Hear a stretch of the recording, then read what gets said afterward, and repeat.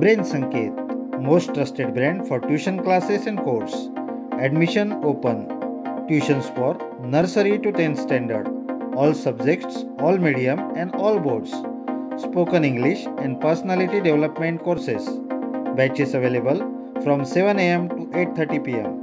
Address 1387 Radha Krishna near Guru Prasad Cashew Factory, Benkanhಳ್ಳಿ Road, Sulga, Belgavi 591108.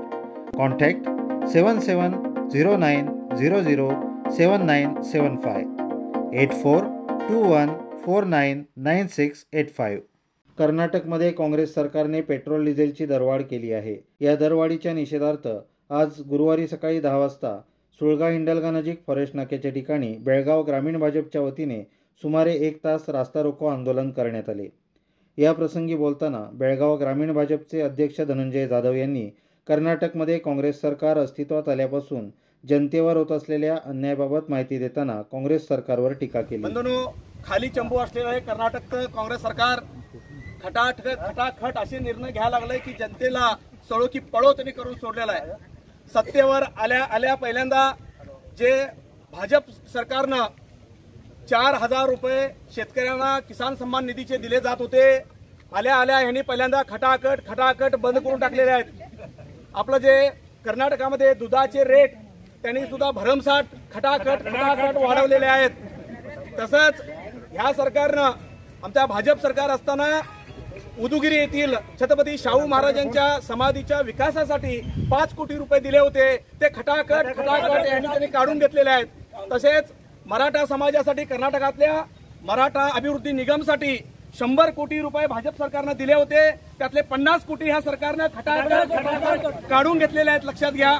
एवढंच नव्हे, जिजामाता गंगा कल्याणच्या माध्यमातून मराठा अभिवृद्धी निगम मध्ये जे 2-2.5 लाख रुपये बोरवेलसाठी गरीब शेतकऱ्यांना मराठा समाजाच्या दिले जात होते ते सुद्धा खटाखट यांनी काढून घेतलेले आहेत. लक्षात घ्या. तसेच SC/ST समाजासाठी 11,000 कोटी भाजप सरकारनं दिलं केलं होतं. ते सगळे काढून घेऊन मुस्लिम समाजाला त्यातले 10,000 कोटी खटाखट देऊन SC/ST समाजावर अन्याय या सरकारनं केलेला आहे. लक्षात घ्या. एवढंच नव्हे, ह्या सरकारनं आता जो पेट्रोल 3 रुपये आणि डिझेल 3.5 रुपये रेट वाढवून जनतेच्या खिशावर दरोडा घातलेला आहे. ज्या पुरुष राबून जे पैसे घेऊन येतात आणि ज्या माता भगिनींनी बचत म्हणून ठेवलेले असतात ह्या जनतेच्या पैशावर दिवसा दरोडा घातलेला आहे ह्या सरकारनं. हे सुद्धा खटाखट घातले. लक्षात घ्या. ह्या सरकारचे दिवस भरलेले आहेत. ह्या सरकार चालवता येणार नाही. एखादं सरकार चालवायचं असेल, एखादा पक्ष सत्तेवर आल्यानंतर बजेट काढतं.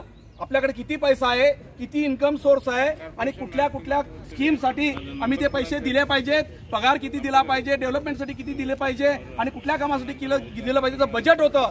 पण कोणतंही गणित न घालता फक्त सत्तेवर येण्यासाठी खोटी आश्वासनं यांनी देऊन आपल्या जनतेला फसवून यांनी सत्तेवर आलेलं सरकार चालवला होत नाही. येत्या 2-4 महिन्यामध्ये हे सरकार खटाखट कोसळणार आहे.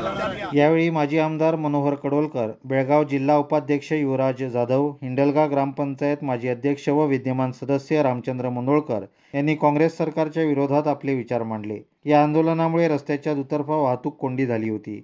या आंदोलनात प्रदीप पाटील, कल्लाप्पा सुतार, पंकज घाडी, यल्लेश कोलकार, भाग्यश्री कोकितकर, नारायण पाटील, अजित हलकर्णी, विलास तहसीलदार, पवन देसाई, गुरुराज हल्लतगी, यतेश हेब्बाळकर, लक्ष्मी परमेकर, उमा सोनवडेकर, सुमन राजगोळकर, गणपतराव देसाई तसेच शेकडो भाजप महिला आणि कार्यकर्ते सहभागी झाले होते.